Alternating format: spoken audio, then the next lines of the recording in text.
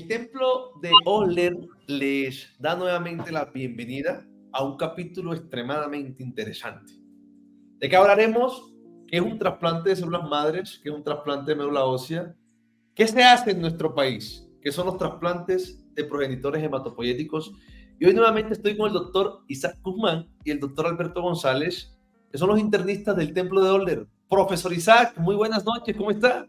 Buenas noches, Raudy, ¿cómo te va? Bien, bien, muy emocionado de este tema que es bastante complicado para nosotros los internistas y que probablemente muchos sabemos muy poco al respecto, y por eso tenemos hoy a nuestra invitada, una gran experta en el tema, que ya Alberto nos va a contar de quién se trata. Sí, muy buenas noches a todos. Claro, hombre, cumpliendo la cita de todas las semanas, hoy con una experta. Estamos con la doctora Marta Leticia Suárez.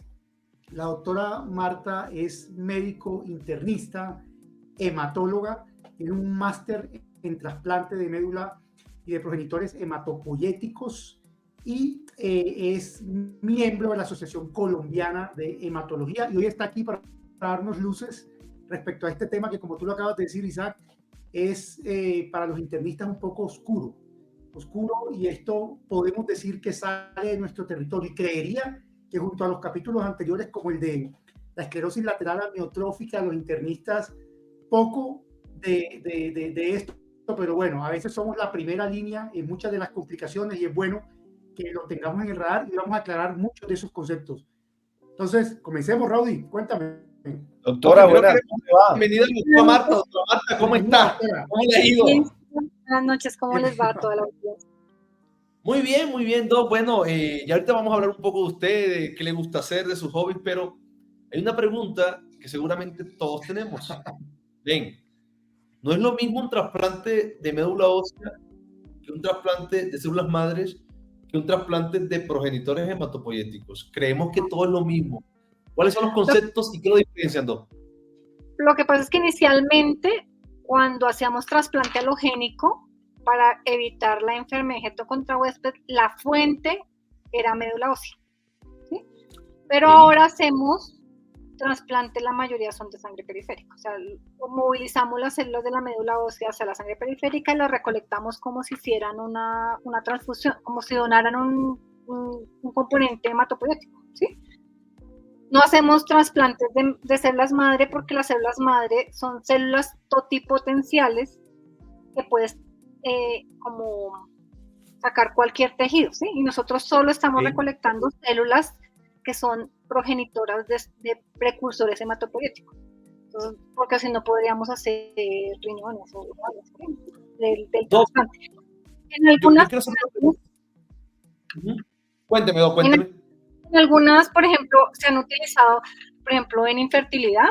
Yo cuando hice trasplante de médula ósea les ponían células progenitoras hematopoyéticas CD34 a las venas ováricas para que las madres les preñaran y se ovularan y no sé qué más cosas. No, eso ahí más o menos.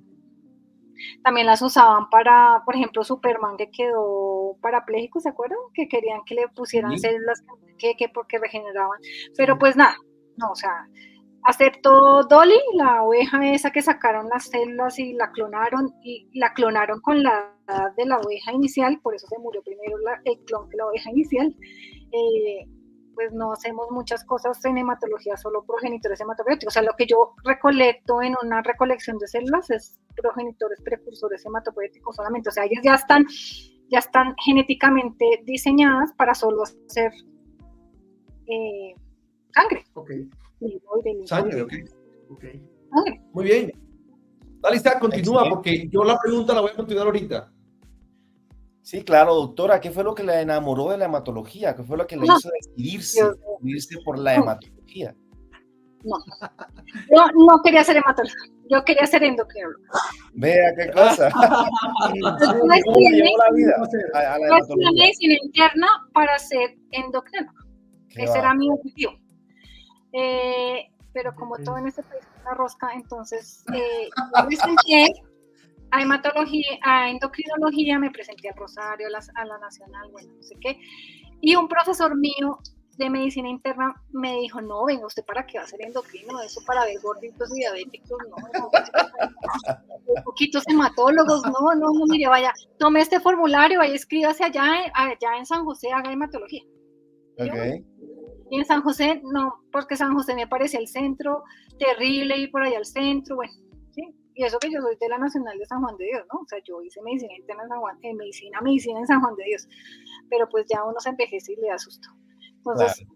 Me presenté a todas partes, entonces en la Nacional me dijeron, no, que es que está la hija de no sé quiéncito, venga, le guardamos el cupo, pero vaya al otro. Y en San Ignacio me dijeron, no, es que no te fue bien en la entrevista, no sé qué, muy buen puntaje, pero no, gracias, no te vamos a pasar. En el Rosario, que era en cardio infantil, me dijeron, no, ¿sabes qué? Te vamos a dejar aplazado un año, no sé qué. Y en hematología cogí, pasé. Así, que bueno. Ok. Entonces terminé siendo mato. Okay. Excelente. No me había enamorado mucho, pero esa fue como que la vida me dijo, no, usted no va a ser endocrinóloga, va a ser hematóloga. Así es. Bueno, la vida nos pone en las circunstancias que parecen ser, ¿cierto? Sí. Bueno, yo quiero arrancar con la primera pregunta puntual respecto al tema que nos trae, trasplante de médula ósea o de células hematopoyéticas, que es lo que finalmente hace usted, exacto, de progenitores hematopoyéticos desde el punto de vista de la hematología. Entonces, yo quisiera preguntarle lo primero, ¿cuántos tipos de trasplante existen? Refiriéndonos a este tipo de trasplante, ¿cómo se categorizan estos trasplantes? Bueno, el trasplante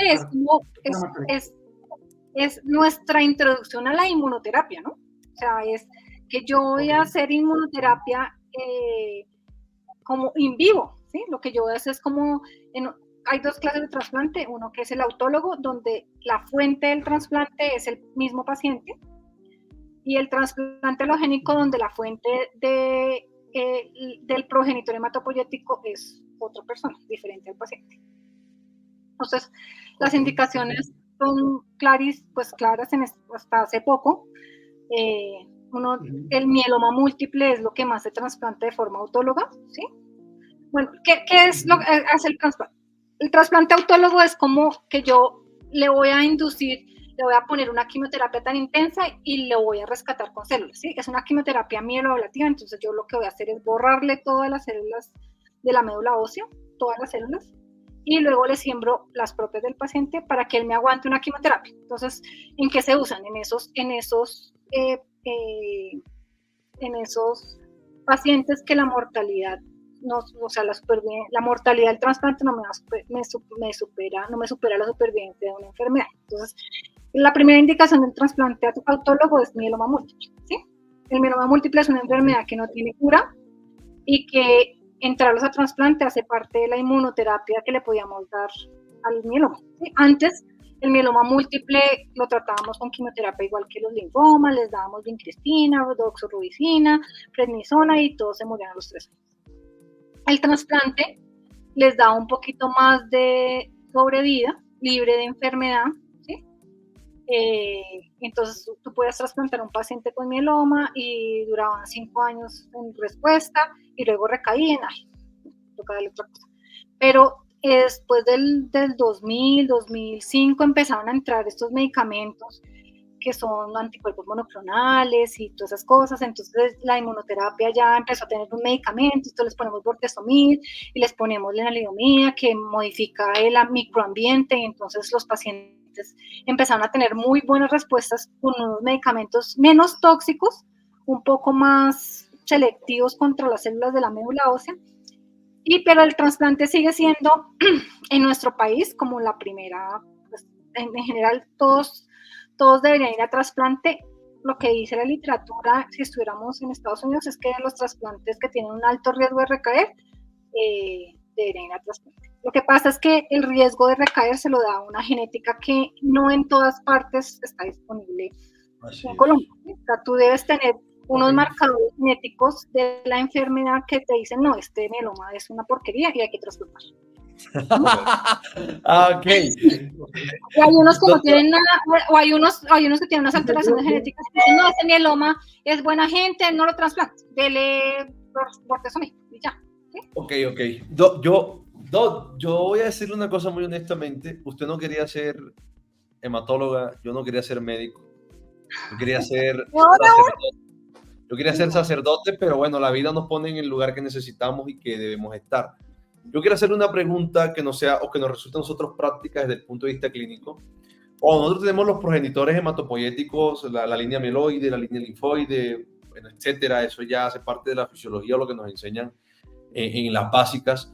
Yo creo que me diga cuáles son las 3 enfermedades que más trasplantan y qué tipo de trasplantes hacen. Para uno tenerlo en el radar. Ya nos dijo que mieloma múltiple una. Bien. Autólogo A, mieloma múltiple, los linfomas que recaen a la primera línea. Entonces, los no Hodgkin, que tú les das una primera línea y te recaen en el primer año, esos son malos y tienden a recaer, ¿sí? Entonces, lo que tú haces es tratar de entrarlos en una quimioterapia muy intensa, pero si tú la pones en una quimioterapia muy intensa, lo que vas es a matarle el linfoma y la médula ósea. Entonces, lo que necesitas es como rescatarlos con las células, ¿sí? Entonces, por eso le sacas las células y les pones la quimioterapia para matarle todo, el linfoma, la médula, todo. Y luego lo rescatas la médula para que sobreviva. Los linfomas Hodgkin también que recaen en primera línea, a la primera línea también son candidatos a trasplante. Y ya, esos son los autólogos. Los halogénicos, que son cuando vienen de otra parte, lo que tú haces es como cambiarles todo el sistema inmunológico, ¿sí? O sea, tú lo que vas a resetearlo, le vas a sembrar otro sistema inmunológico diferente que tiene idealmente su complejo histocompatibilidad mayor idéntico. Es el que menor mortalidad tiene, pero ahora el acludéntico con la ciclofosfamida pues tiene como parecido. Entonces, del halogénico hay 2 clases. Uno que es un idéntico, que es que tú lo haces de un hermano que heredó los mismos genes del complejo mayor histocompatibilidad de su papá y de su mamá, idealmente idénticos. Entonces tú rastreas 12, el A, el B, el C, ¿se acuerdan de eso? El tipo 1, el tipo 2, el A, el B, el DR. Yo lo único que me acuerdo de eso es que soy A positivo, doctora.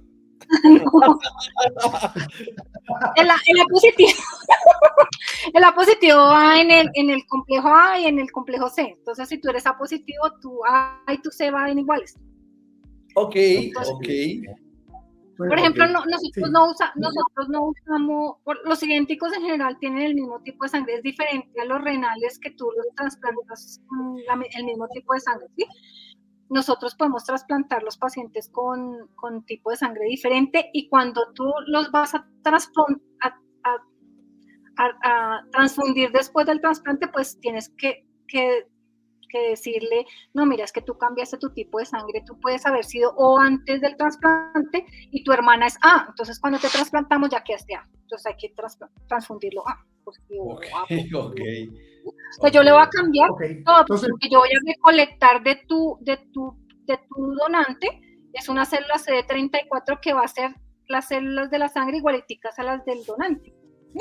Entonces, yo no sé si ustedes han visto CISA y esas cosas de que cometen un crimen por allá y el man era un paciente trasplantado y luego le echaron la culpa al donante porque dejó sangre del donante y el donante era mujer y entonces es XY, ¿sí?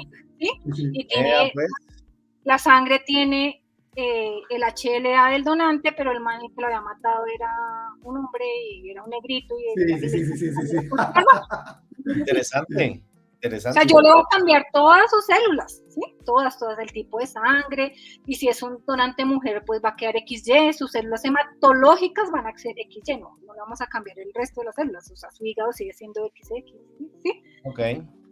Pero es eso, ¿sí? Entonces, los halogénicos, ¿a quién se los damos? A las leucemias agudas, porque en general, las leucemias agudas tienen una mutación genética desde que uno nace. Entonces, por eso de que usted le recolecte su cordón a sus hijos, porque si les da una leucemia, después se lo va a poner, pues falso.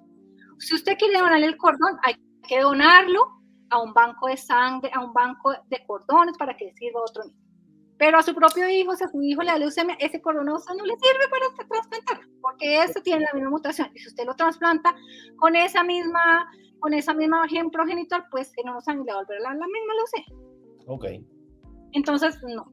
Esto es un negocio allá de los ginecólogos y me parece perfecto. Yo quisiera ser parte de ese negocio, pero no. O sea, si usted tiene un hijo, no le recolecte el Pues, cordón. O sea, le puede recolectar el cordón para donarlo al banco público, allá al Emucentro lo puede donar para que usted le dé vida a otro niño que lo necesita.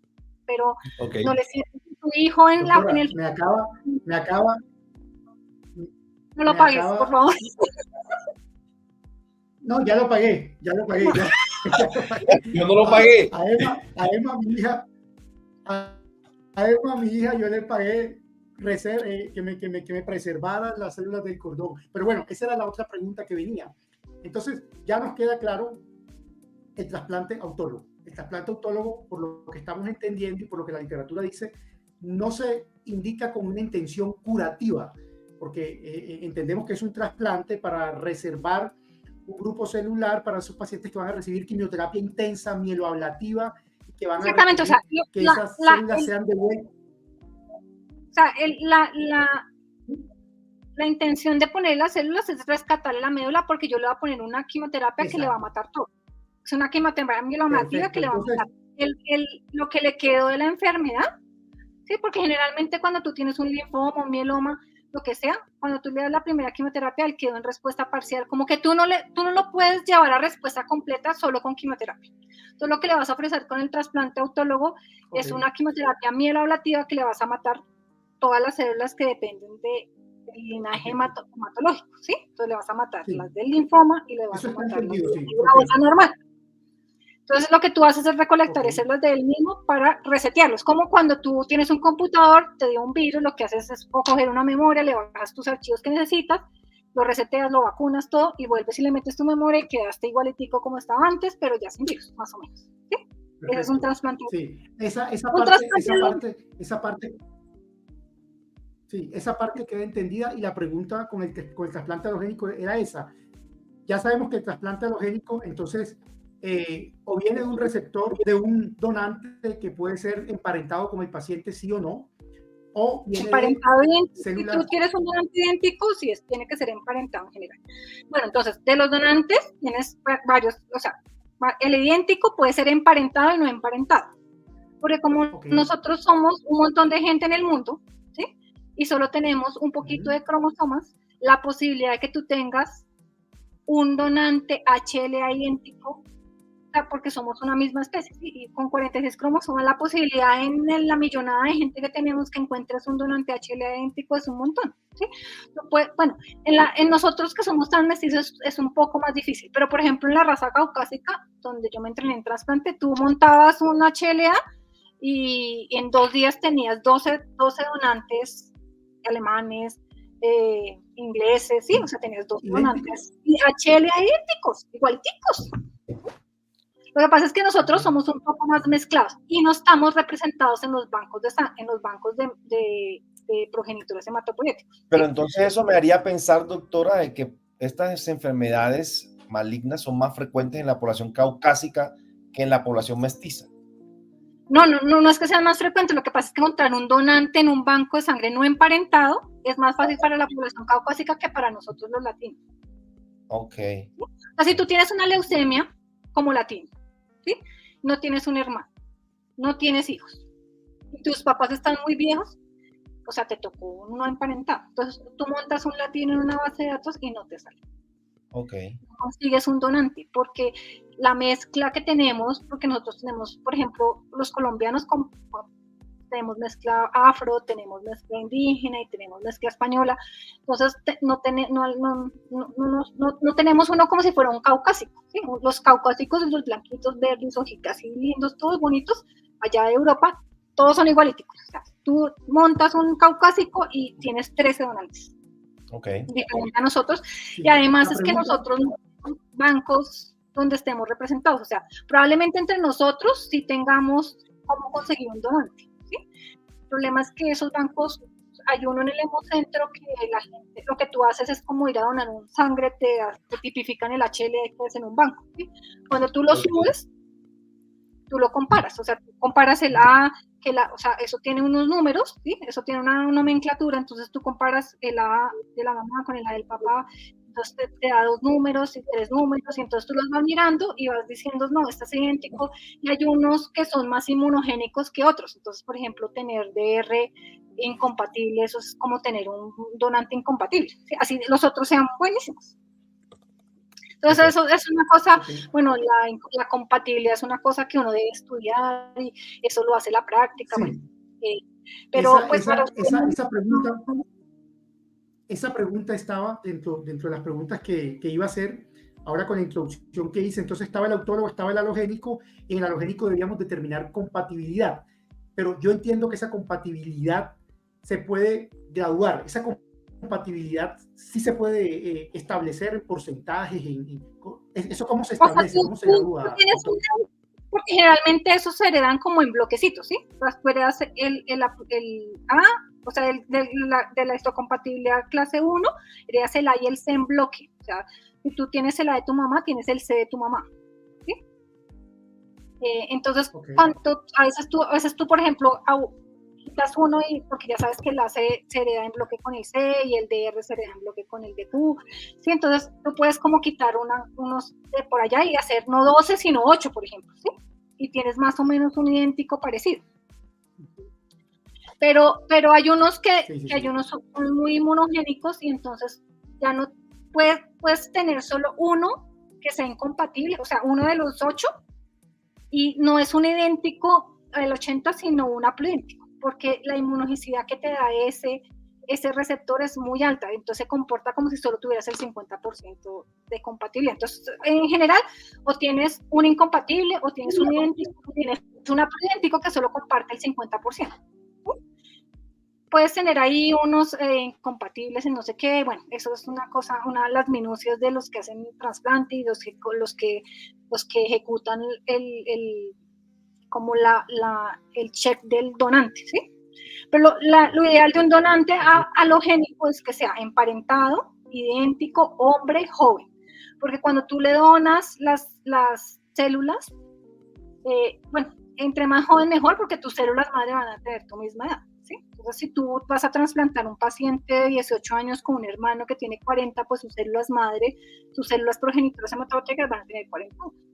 Okay. Ya tú, el HLA, el recorte de los telómeros y todas esas cosas locas de la genética son así. Entonces, sus células van a ser más viejas que él, o sea, son más viejas que el hígado, más viejas que el corazón. Entonces, uno trata de buscar un donante un poco más joven que el enfermo. Ojalá fuera hombre, no mujer, porque cuando las mujeres tienen partos, ellas se exponen a los anticuerpos de los esposos, entonces ellas empiezan a hacer anticuerpos contra las proteínas de sus esposos, de sus hijos, entonces tienen anticuerpos contra HLA. Entonces, uno puede tener un haploidéntico, hayas hecho la edición, un haploidéntico, y si es mujer, puede tener más anticuerpos contra la genética de uno, ¿sí? Porque ellas han prefiere un hombre. Y prefiere un hermano de padre y madre.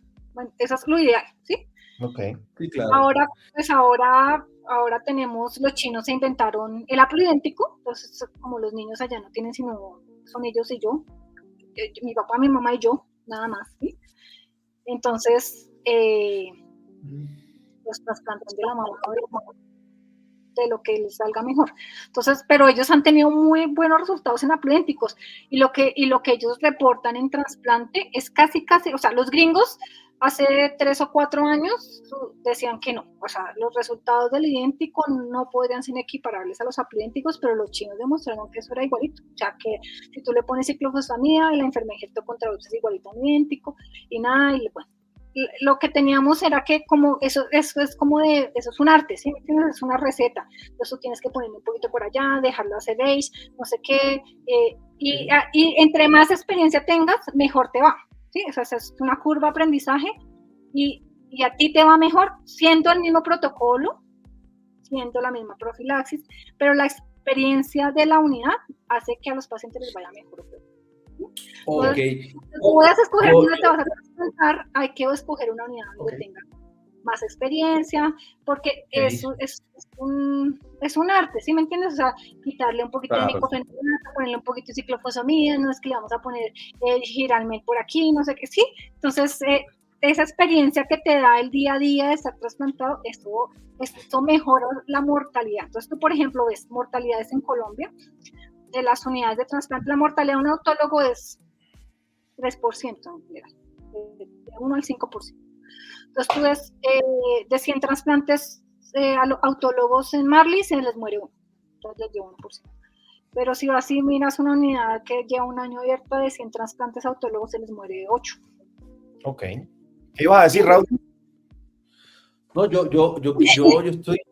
estoy totalmente estupefacto con la doctora. Marta, la doctora tiene un carisma de internista a pesar de internista endocrinóloga a pesar de ser hematóloga. Yo quería hacerle una pregunta. Yo tengo un gran amigo que vive en la ciudad de Cartagena, que se llama Luis José Daza, que hace trasplantes. Gran amigo mío, estudiamos en la facultad y un día me dijo,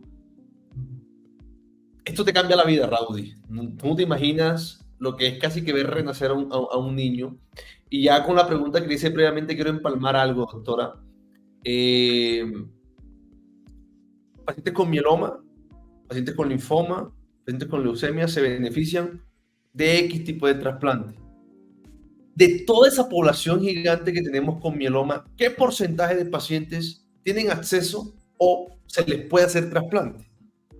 No, ahí están las estadísticas de la cuenta de alto costo. Más o menos el 30% de los diagnosticados con mieloma acceden a un trasplante autólogo, que es muy malo para el país. La pregunta es, ¿podrían beneficiarse el 100%, pero solo el 30% tienen el acceso? O sea, sí, de los pacientes que deberían ir a trasplante o que son enviados a trasplante, solo terminan siendo el 30% efectivos antes de que recaigan. Eso es muy malo. Nuestras estadísticas en trasplante, claro, porque es que las unidades, o sea, hasta hace poco, yo te digo, 5 o 6 años, había 6 unidades en el país, una cosa así. O sea, la explosión de las unidades de trasplante ha sido como en los últimos años, que los mismos hematólogos han ido a estudiar trasplantes, se han hecho unidades. Por ejemplo, la unidad de trasplante, el instituto trasplanta como desde el 2008, una cosa así, entonces, pero era una cosa como trasplantaba según el hematólogo, y si el hematólogo se moría el equipo de trasplantes, ¿sí? Cosas así. Tiene unidad hace 2010 y 15, tiene unidad hace 10 años, ¿sí? Eso es muy poquito para un hospital donde solo trabajan cáncer, donde tienen el 30% de las leucemias del país, que tengan una unidad de trasplante hace menos de 10 años, cuando el trasplante empezó en 1960. ¿Sí me entiendes? Eso es. Entonces, el acceso de nosotros al trasplante ha sido muy tardío, ¿sí? Y los que más experiencia tienen en trasplantes Marley, y hasta hace 20 años eran la única unidad de trasplante en el país. ¿Sí? O sea, el que se quería trasplantar iba a Marley, si no se trasplantaba a Marley, se murió. Así es. Doctora, ¿y cuál es nuestra situación cuando nos comparamos, me refiero a Colombia, con el resto de la región? ¿Cómo estamos? Sacando Brasil, saca Brasil. Pero es que Brasil es incomparable, o sea, ellos están en inmunoterapias, en CAR-T, nada, o sea, nadie se puede comparar con Brasil. Realmente está en Latinoamérica, ¿no? O sea, la infraestructura en Colombia es muy similar a la del Brasil, ¿sí me entiendes? Okay. Yo creo que Brasil, por la población que tiene mucha gente como para que yo meta en los estudios, entonces es muy atractivo para la farmacéutica. Entonces allá en Brasil les ofrecen, hacemos CAR-T, les damos yo me imagino que es eso, ¿sí? Okay. Porque si tú miras la infraestructura, si tú vas a un hospital en Brasilia o en Sao Paulo, en cualquiera, es muy parecido a lo colombiano. Es muy parecido, no creo que tengamos cosas menos o más que las de nosotros. Pero si nos comparamos con Perú, con la producción científica de pronto. Debe ser también que se escriben más que nosotros. Ecuador, lo que pasa es que el aseguramiento de Latinoamérica es distinto, ¿no? Entonces Ecuador tiene mucho privado y estas cosas son caras, entonces si no tienes dinero, pues nada, los ecuatorianos no se trasplantan en Ecuador, se van para Valencia o para Madrid a trasplantarse si tienes plata y si no se murieron. Lo mismo pasa con los peruanos, Bolivia no tiene casi unidades de trasplante, Centroamérica, nada, todo viene a Colombia, Panamá sobre todo viene a Colombia, Medellín. Argentina, pues, era el top, ¿no? Con Brasil ahí más o menos, pero con su cosa de debacle político, pues ahí va. Entonces ellos tienen un montón, o sea, Buenos Aires tiene 800 hematólogos solamente. O sea, 800 hematólogos son los hematólogos de Colombia en este momento, más o menos. Y ellos tienen 800 hematólogos en solo Buenos Aires. Tienen un montón de unidades de trasplante y bueno, hacen un poco de estudios. El problema es que en los últimos 3 años el trasplante en el mundo está siendo desplazado por la inmunoterapia en el cáncer, ¿sí? Entonces entraron los anticuerpos monoclonales y está el trastuzumab, que es un anti-ERV, y entonces en ese movimiento se va moviendo toda la oncología, las leucemias, los mielomas, todo se va moviendo por ahí. Y entonces salió una cosa que se llama CAR-T, y eso está desplazando en el mundo el trasplante. Pero eso ¿Cómo se llama? ¿Cómo se llama? CAR-T. Entonces hace 3 años tú vas a los congresos de trasplante y solo hablan de CAR-T. Ya no hablan que si vamos a hacer un aplidéntico, que no sé qué, la ¿Y qué es eso? ¿Y qué es eso? El CAR-T es que yo le saco las células. Acuérdense que tener una enfermedad oncológica es que se le desconchinfló el sistema inmunológico. O sea, su sistema T, que debería estar ahí como un vigilante, descubriendo las mutaciones de las células, se le murió. Él dejó de hacer vigilancia y se durmió en sus laureles y ahí le salió el tumor. ¿Sí? O sea, es que el sistema T dejó que una mutación proliferara y eso le sale un cáncer, porque como que el sistema T se duerme, como en un embarazo. ¿Sí? Su sistema T se duerme y hace que el embarazo sea productivo. Lo mismo pasa en los cánceres. Su sistema T se dormido. Entonces lo que hacemos es hacer lo mismo que hacemos en los trasplantes, le sacamos sus células en leucoaferesis, pero en vez de recolectar progenitores hematopoyéticos, recolectamos linfocitos T. Los recolectamos en una bolsita. Una pregunta. Señor. No, termine la idea, doctora. Los recolectamos en una bolsita, luego los metemos a un equipo con un kitcito que tiene un virus que va a entrar en el sistema genético del linfocito, se va a cambiar su DNA, va a ser un transfectado, así como las vacunas de Moderna y que el ministro dijo que era una porquería, de Moderna y de Janssen y todas esas. Nos transfectamos con un virus y hacemos que el linfocito T produzca una proteína que va a pegársele a una proteína de la superficie específica del cáncer. Entonces hay CAR-T para CD19 para las leucemias agudas, hay CAR-T para CD79 para los linfomas, hay CAR-T para el BCMA para los plasmocitos, y eso es una maravilla. ¿En Colombia hay eso, doctora? Okay. Eso es hibridación de DNA, ¿no? Eso es hibridación. Exactamente, es como hacen las vacunas, ¿sí? O sea, yo lo que hago es transfectar una célula para que él entre dentro del DNA. Él viene programado para hacer una proteína, ¿sí? Como las vacunas de Moderna, igualitico. Okay. Él viene programado para hacer una proteína, que es la proteína del COVID, igualitico, ¿sí? Él viene programado, eso vienen los kits ya hechos, o sea, los chinos son una maravilla, ellos hacen sus kits, te dicen que un retrovirus, un lentivirus, lo que tú quieras, con lo que tú quieras transfectar. Transfectas el linfocito y él se mete en el DNA, le cambia y cuando la genética del linfocito se lee, ¿sí? Entonces él produce una proteína que se expresa en la superficie y él, ay, no, mire, esta proteína es para este set, ay, y lo encontró, y ahí empieza su respuesta inmune y mató el linfoma, mató. Y para allá va la oncología, no solo la hematológica, para allá va la oncología de los tumores sólidos, del cáncer de próstata, del cáncer de mama, para allá va, toda va para allá. Ok, yo tengo una pregunta respecto a el trasplante, devolviéndonos el trasplante alogénico y las fuentes que se toman para hacer el trasplante. Entonces, conocemos en la literatura que las fuentes son la médula ósea, que entonces, hay una fuente... Antes hacemos médula ósea, ¿sí? La primera es médula ósea porque nosotros periférica.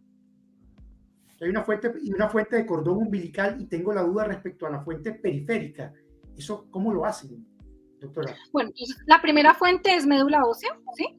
Como la médula ósea tiene menos células T, tiene más células NK, entonces esa fuente produce un poquito menos de enfermedad de Huesca. Entonces era la preferida y en eso por eso se llamaba trasplante de médula ósea, porque la fuente de trasplante era la médula ósea. Entonces, ¿qué hacíamos con el donante? Imagínense, un donante sano, cogíamos y lo sedábamos en una cirugía y le pinchábamos por lo menos 50 veces las caderas para sacarle la médula. Una jeringuita, los metíamos en un tenemos que recolectarle, dependiendo del trasplante, más o menos 5 millones de células por kilo. ¿Sí? Entonces, tú tienes que recolectar un montón de células y eso tenías que hacerle, o sea, tú te puedes echar 5 o 6 horas haciendo una cosa así. Y tenías que, luego el paciente que estaba sano, ahora lo tienes enfermo porque tiene un poco de punciones en las caderas, terrible. Eso hacíamos antes.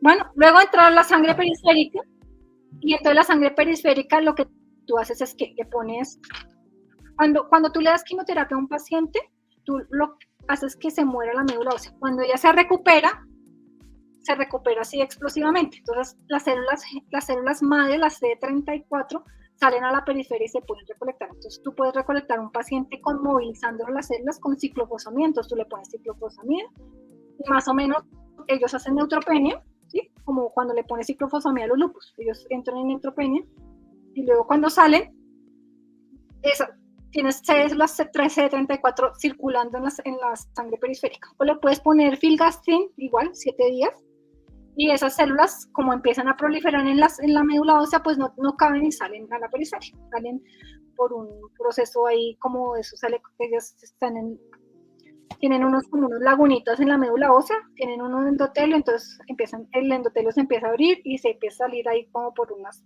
lagunitas y salen a la sangre periférica.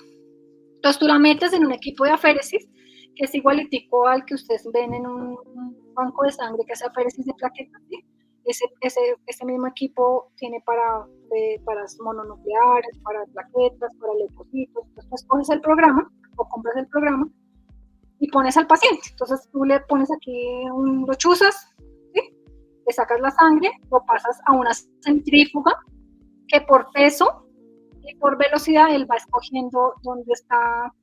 Entonces tú la centrifugas a una velocidad específica que tiene el equipo. Entonces tú sacas una capa leucocitaria y él sabe que en la primera capa leucocitaria, que es donde la primera fase, que es donde como pesan más, entonces son las CD34 y él las va recolectando. Eso trae una banda así en la centrífuga, entonces tú la puedes ver ahí y él va recogiendo las últimas células, las más pesadas son las CD34. Y el resto se las devuelve por la otra vez. Ya. Okay. Es un moraco. Ok. Y el cordón. ¿Sí? Y el cordón, lo que pasa es que el cordón aquí, como tienes que recolectar tantas células, ¿sí? Los cordones para adultos son muy difíciles que tú encuentres 12 millones de células, una cosa así, ¿sí? ¿Tienes? De células progenitoras. Entonces los cordones, en este país hay banco de cordón, ahí en el Hemocentro también hay banco de cordón, pero lo utilizan más para trasplantar niños, porque pues eso tú tienes que tener las células por el peso.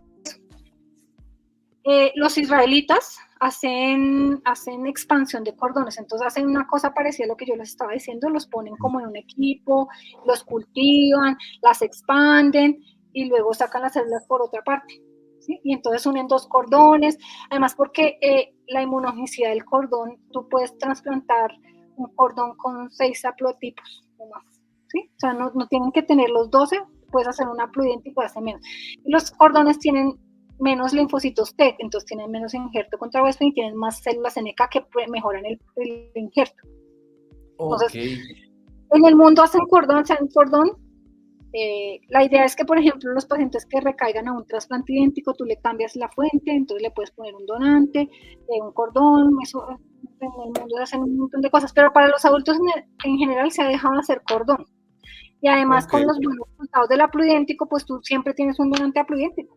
Tienes tu mamá, tu papá, tus hijos, ¿sí? Todos son haploidénticos.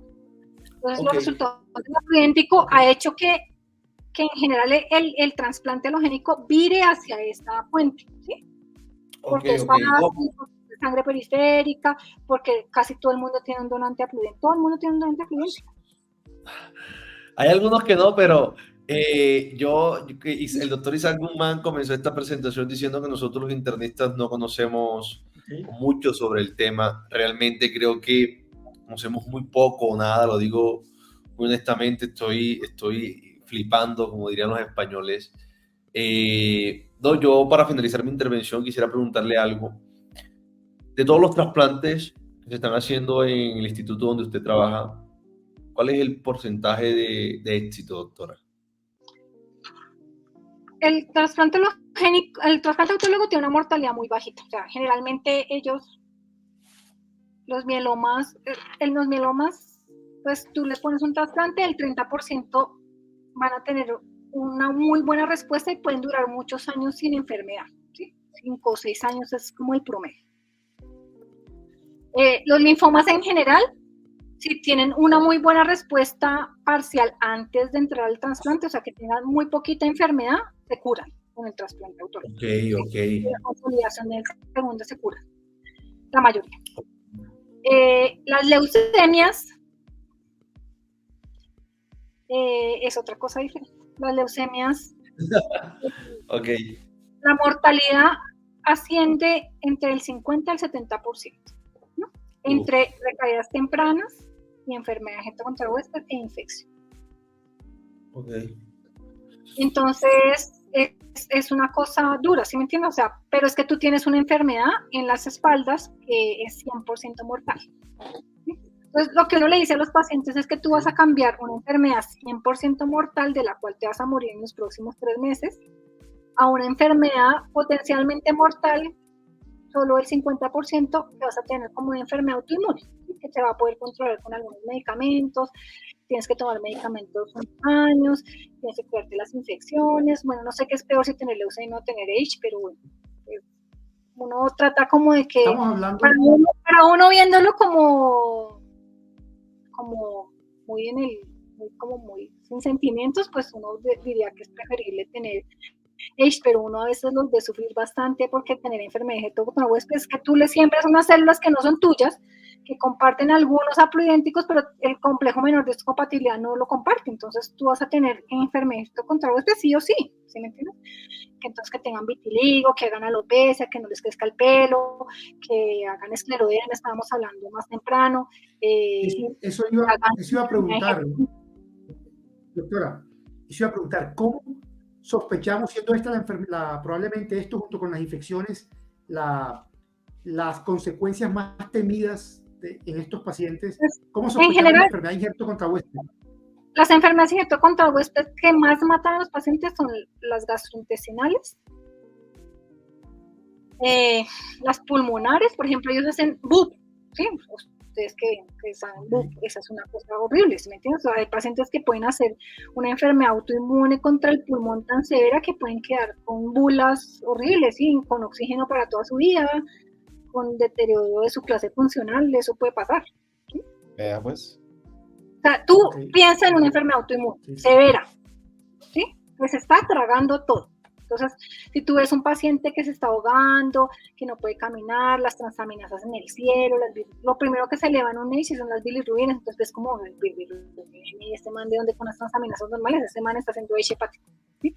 Y el peor de todo es el intestinal, porque eso no comen, vomitan, todo. O sea, tú ves un paciente post-trasplante y que no, que es que tengo un poquito de reflujo y no puedo comer. Y tú le haces un endoscopio y no le des muchas cosas, que ese man está haciendo enfermedad. Entonces hacen trastornos como de la motilidad. Okay. Antes de que hagan cualquier cosa así loca, ¿sí? Hacen trastorno en la motilidad. Entonces, esas cosas la enfermedad de injerto contra huésped hay que tratarla tempranamente. Porque si tú la ves avanzando, entonces le coloco el esteroide y después pienso. Exactamente. Eso lo decía mi profesor. ¿Sí? Que tiene enfermedad de injerto contra huésped, clávele 2 miligramos por kilo de esteroide. Y después miramos. Pues, y llamamos a Raudy para que le cuadre la hiperglicemia. Es más probable que se muera de la enfermedad contra huésped que se muera de la infección. Pues si tiene una infección, pues le podemos valga ciclovir, lo que sea. Pero si se está pensando que tiene enfermedad contra huésped, póngale esteroides. Póngale esteroides sin miedo. O sea, póngaselos ya, ¿sí? Bueno, la enfermedad de injerto contra huésped también ha cambiado en el mundo, ¿sí? Y ahora es menos leve, la profilaxis que se pone durante el trasplante es mejor, y ahí va mejor, ¿sí? Va mejor, ya no vemos esas cosas tan horribles, pero ahí hay uno que otro que sí le da esas cosas. Entonces nosotros tenemos ahí una leucemia mieloide aguda que lo han trasplantado 2 veces, entonces el man ha hecho, tiene esclerodermia, entonces no puede andar así todo con su vitiligo, así todo, tiene 30 años, pero parece un abuelo como de 70. No, ¿usted de dónde es? De acá de Bogotá. Usted es una nota, ¿no? Ok, aquí haciendo un paréntesis ya de todo lo que hablamos.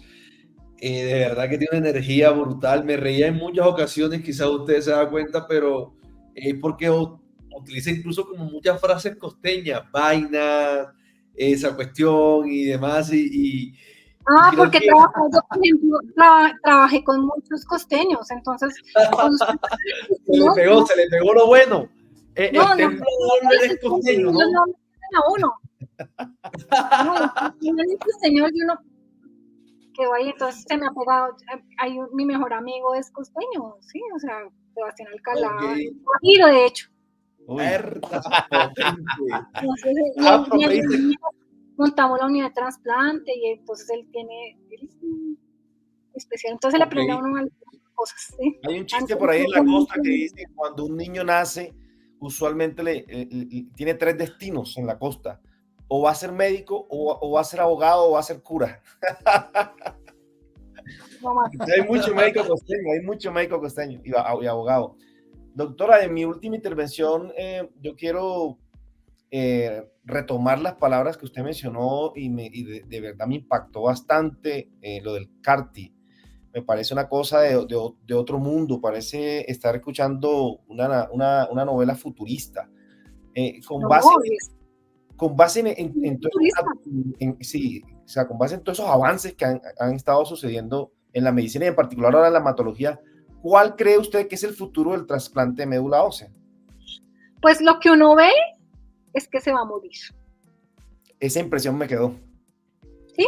O sea, que va a ser reemplazado. Lo que pasa es que si nosotros entramos 50 años tarde al trasplante, probablemente entremos 100 años tarde al CAR-T. ¿Sí? Porque en este momento cuesta $1.000 millones ponerse un CAR-T. Qué locura. ¿Sí? Entonces, eso es nadie lo paga. ¿Sí? Y si tenemos nuestros queridos padres de la patria diciendo que las cosas experimentales, eso es una cosa loca para la población, que de dónde las va a sacar. Mire, cuando yo hacía trasplante en Valencia, Europa del Este, que es Polonia, Yugoslavia, Ucrania, ¿sí? Sí. Pues ellos tienen un sistema de salud que no les permite entrar. Croacia, todo eso es Europa del Este, o sea, pero Europa del Este recluta casi el 60% de la población europea en los estudios de investigación. ¿Sí? La única manera de acceder a esas cosas caras es en un estudio de investigación. ¿Sí? Y probablemente yo estoy convencida, yo soy fiel, que si nosotros no empezamos a hacer investigación como Brasil, nos vamos a quedar atrás de todas esas cosas, no solo en hematología, no solo en oncología, en todas esas cosas de falla cardíaca. Ahora les van a poner anticuerpos. Endocrino. Les van a poner anticuerpos monoclonales, esas cosas, ¿sí me entiendes? Y si nosotros no participamos de eso, nos vamos a quedar atrás y la población no va a poder acceder a eso, ¿sí? No vamos a poder acceder porque eso es demasiado caro y no hay sistema de salud que lo aguante, ¿sí? Así es, así es. En Inglaterra, nosotros ponemos daratumumab ahora que es un anticuerpo monoclonal para CD38 en mieloma. Un daratumumab está costando, no sé, un precio de 30 millones, ¿sí? Por ciclo. Y el solo daratumumab, sin contar la lenalidomida, que cuesta 10 millones más, la dexametasona, que cuesta 200,000 pesos más. Bueno, entonces te puedes echar un ciclo de un mieloma que cueste 80 millones de pesos. Y tienes que ponerle 24. ¿Sí? Eso ni que tú trabajes y no te enfermes, o sea, no lo aguanta ningún sistema de salud, eso no es impagable. ¿Sí?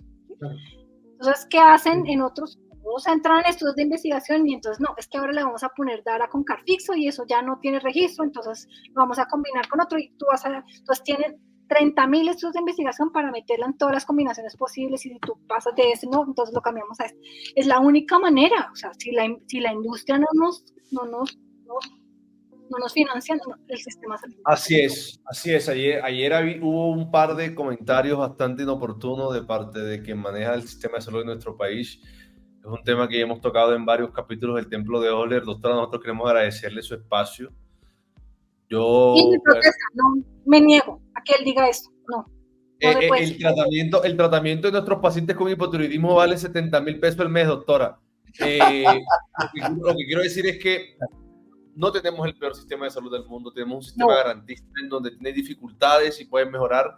Doc, unas palabras finales con respecto a el tema de hoy y una pequeña opinión respecto a lo que piensa usted del sistema de salud para dar finalización a este capítulo del día de hoy.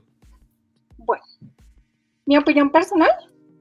Lo que pasa es que el sistema de salud sí está un poco desviado, ¿sí? ¿Me entiendes? Porque, pues porque como todo el mundo tiene que tener ganancias, ¿sí? ¿Me entiendes? Entonces, ¿hacia dónde ha crecido nuestro sistema de salud? Hacia este lado. Para la endocrinología no ha crecido aquí para la oncología, entonces todas las EPS han hecho sus clínicas oncológicas y han hecho su clínica de trasplante, porque eso da billete, ¿sí? Y da ganancias. Y yo no estoy en contra de eso. O sea, Petro tiene razón en una sola cosa, es que la prevención y la promoción de esta ciudad, en general del sistema, es muy precaria, ¿sí? Entonces yo, por ejemplo, atiendo pacientes que nadie más los ve, que porque tienen una cosa oncológica le están dando por allá un medicamento raro, entonces no les formulan ni la levotiroxina, ni el antihipertensivo, nada de eso. Que porque no vaya a llegar el hematólogo que si está tomando esto, que ya se los formule, porque es que si no, quién sabe. Entonces, hay que aprender todos juntos, porque si yo le pongo venetoclax, pues usted no le puede poner carvedilol, ni bisoprolol, ni nada. Pero eso hay que aprenderlo todos juntos en conjunto, ¿sí? Pero sí está un poquito desviado hacia esas cosas, pues porque pues todo el mundo quiere tener ganancias.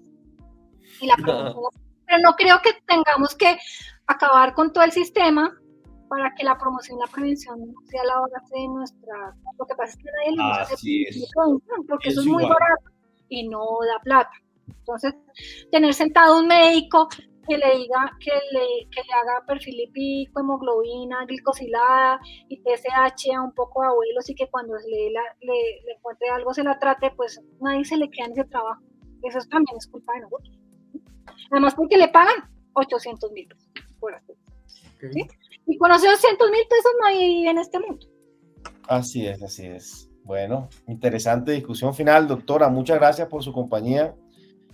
Ha sido una fenomenal. Señora. Otro día hablamos de cartel. Sí. Está muy interesante, muy interesante. Muchas gracias, Alberto. Entonces, doctora Marta, muchísimas gracias por aceptar la invitación, Albertico, doctor Isaac.